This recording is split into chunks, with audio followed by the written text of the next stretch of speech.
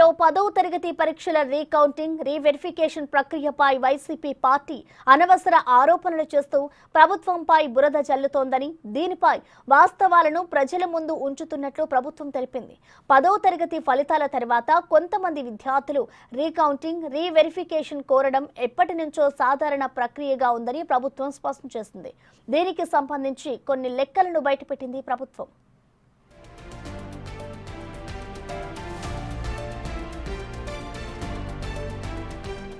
గత 4 ఏళ్ల గణాంకాల ప్రకారం 2022లో 41,694 దరఖాస్తులు, 2023లో 61,887, 2024లో 55,930 దరఖాస్తులు రీవెరిఫికేషన్కు వచ్చినట్లుగా తెలిపారు.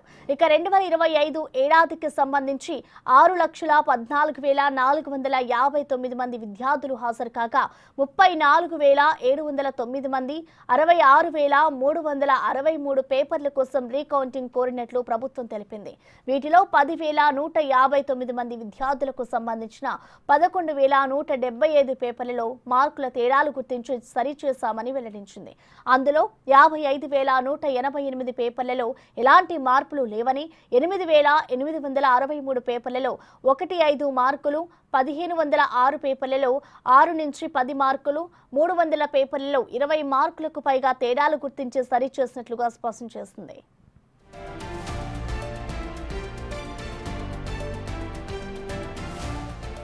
మొత్తం 45,96,527 పేపర్లలో కేవలం 0.6% పేపర్లలోనే తేడాలు గుర్తించబడ్డాయని తెలిపింది ప్రభుత్వం.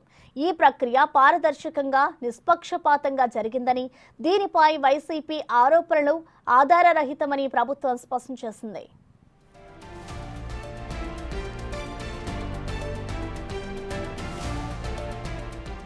రీకౌంటింగ్ రీవెరిఫికేషన్ కు వచ్చిన దరఖాస్తులన్నింటినీ పరిశీలించి తప్పులున్న వాటిని సరిచేసి జూన్ 1, 2025 కల్లా డిస్పోజ్ చేసేలా చర్యలు తీసుకోవడం జరిగిందని స్పష్టం చేసింది.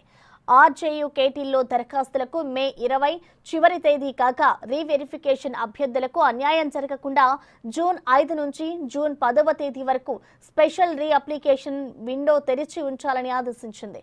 ఇక వచ్చే ఏడాది నుంచి తప్పిదాలను సాధ్యమైనంత తగ్గించేందుకు ఓఎంఆర్ షీట్ డిజైన్లో మార్పులు తేవాలని ప్రభుత్వం నిర్ణయించింది.